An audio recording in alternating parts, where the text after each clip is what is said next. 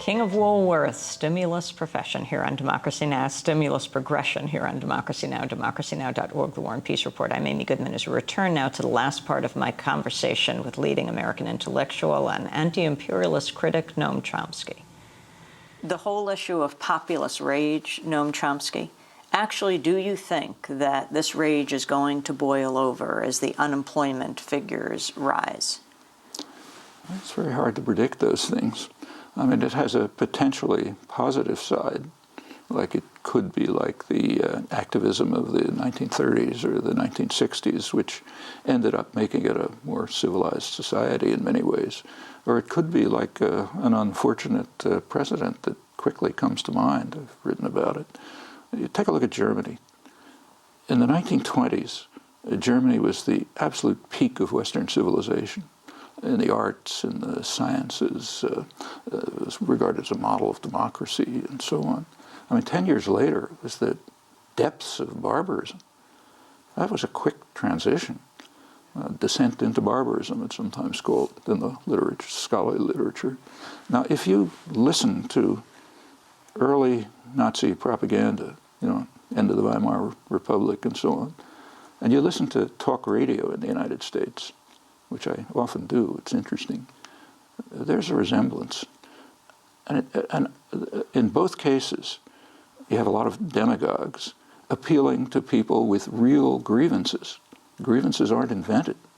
I mean, for the American population, the last 30 years have been some of the worst in economic history. It's a rich country, but real wages have stagnated or declined. Working hours have shot up. Benefits have gone down, and people are in real trouble, and now in very real trouble after the bubbles burst. And they're angry, and they want to know what happened to me. I'm a hardworking, white, God-fearing American. How come this is happening to me? That's pretty much the Nazi appeal. The grievances were real. And one of the possibilities is what Rush Limbaugh tells you. Well, it's happening to you because of those bad guys out there. Okay, in the Nazi case, it was the Jews and the Bolsheviks. Here it's the rich Democrats who run Wall Street and run the media, give everything away to illegal immigrants, and so on and so forth. It sort of peaked during the Sarah Palin period. And it's kind of interesting. It's been pointed out that of all the candidates, Sarah Palin's the only one who used the phrase working class. She was talking to working people. And yeah, they're the ones who are suffering. So there are models that are not very attractive. And she very much is being talked about as a leader, really, of Republican Party. She was kind of a model. The talk radio mob went crazy over her. And one shouldn't demean it. They describe themselves, it's really worth listening to. We're flyby country. They don't care about us, those rich Democrats on the East Coast and the West Coast who are all, interested in gay rights and giving things away to illegal immigrants and so on.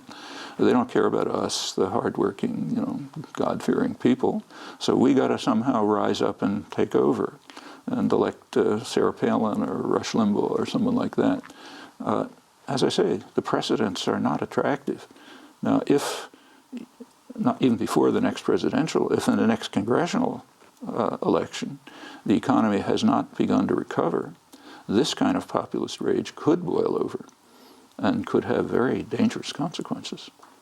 This country has a long history of being kind of ridden by fear. It's a very frightened country. It goes back to colonial times. I mean, we're very lucky that we have never had an honest demagogue. I mean, the demagogues we've had are so corrupt that they never got anywhere. Nixon, McCarthy, Jimmy Swaggart and others. So they were kind of destroyed by their own corruption. But suppose we had an honest demagogue, a Hitler type, who was not corrupt. It could be unpleasant. There's a background of concern and fear, tremendous fear, and searching for some answer, which they're not getting from the establishment. Who's responsible for my plight?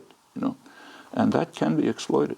And unless there's active, effective organizing and education it's dangerous. Your assessment of President Obama so far? Frankly, I never had any expectations. I wrote about it over a year ago. I thought then, and I think it's been confirmed, that he's essentially a centrist Democrat. He's moving back. I mean, the Bush administration was kind of off the spectrum, especially the first term. So he's moving things back toward the center with a kind of a public posture, which was recognized by the advertising industry. That's why they gave him the award for best marketing campaign. But as far as policy is concerned, unless he's under a lot of pressure from, activist sectors, he's not going to go beyond what he's presented himself as in actual policy statements or cabinet choices and so on.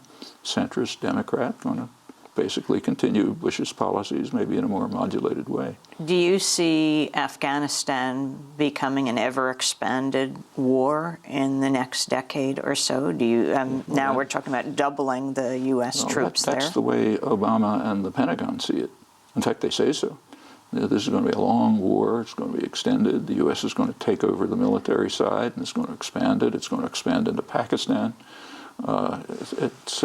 And I mean, we'll talk about development, but the focus will be on military. Obama right now is trying to get NATO to cooperate, but recognizing that they're not going to send military forces. The populations are opposed. Canada's pulling out. Yeah, Canada's pulling out. And the others, maybe Holland has made a termination date, but we'll at least ask them to come in and sort of help out on the civilian side. That's their job. That's the famous line of, I guess it was Robert Kagan, they're Venus, we're Mars. So we'll move in like Mars and take care of the military side. We're good at killing people. And they can come in and sort of put on the Band-Aids and make it look like something good is happening. It's not the right direction. The unmanned drones bombing Pakistan? Yeah, drones, and that has effects. So a lot of the worst fighting recently has been in Bajaur province, right on the border. It's in Pakistan side. And militants in the area have reported to the press that part of the reason is that an American drone attack hit a madrasa, a school, and killed about 80 people. Well, they're uncivilized barbarians. They sort of don't like that. So they reacted. And now one of the militants said, okay, we're going to bomb the White House, which is considered totally outrageous.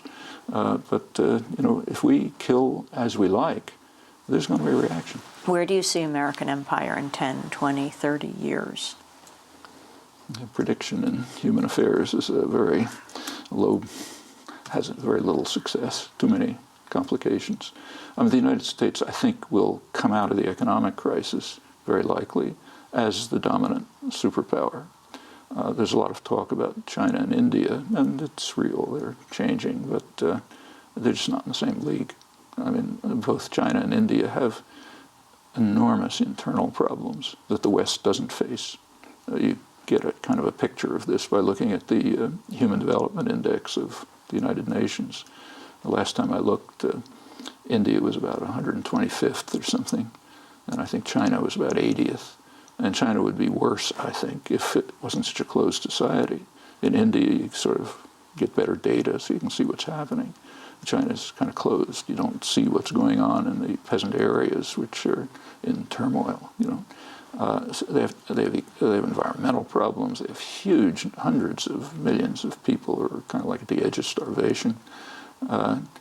We don't have, we have problems, but not those problems. And even the industrial growth, which is there, for part of the population, there's been improvement. But take, say, India, where we know more. In the areas where high-tech industries developed, and it's pretty impressive. I've visited some of the labs in Hyderabad. It's good or better than MIT. But right nearby, the rate of peasant suicides is going up, very sharply, in fact. And it's the same source. It's the neoliberal policies which privilege a certain sector of the population and let the rest